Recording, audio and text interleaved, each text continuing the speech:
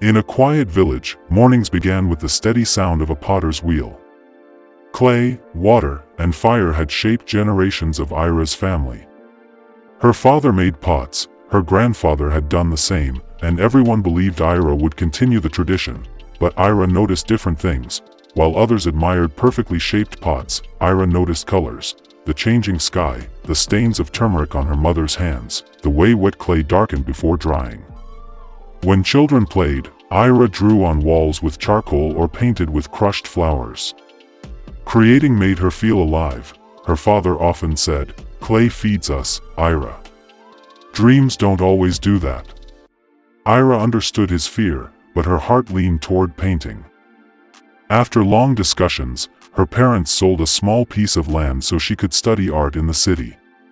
The day she left, the potter's wheel was still spinning behind her.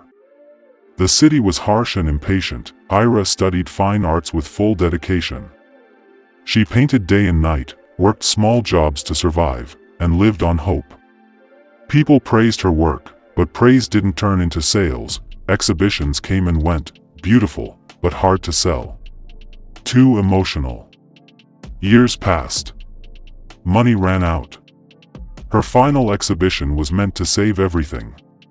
She waited beside her paintings with silent prayers. Not a single painting sold. That night, Ira cried, not only because she failed, but because she felt she had wasted her parents' sacrifice, her time, and her courage.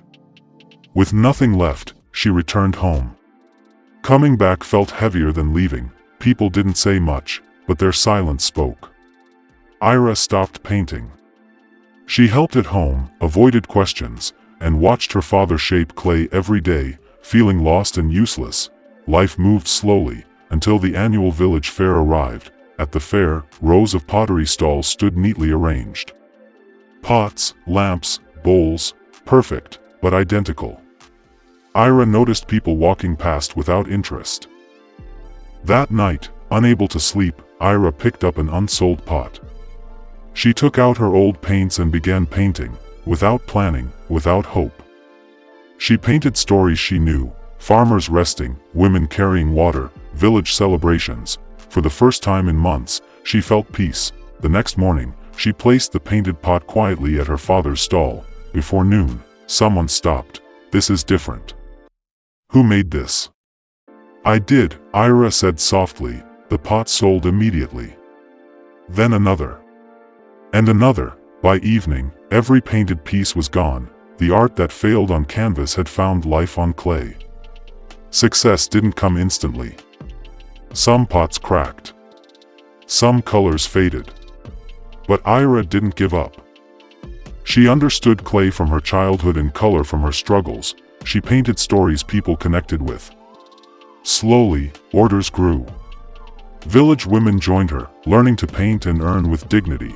At the next fair, Ira's stall was the most crowded. The same people who once doubted her now said, "This is our art." One evening, Ira sat beside her father as the wheel turned. She finally understood.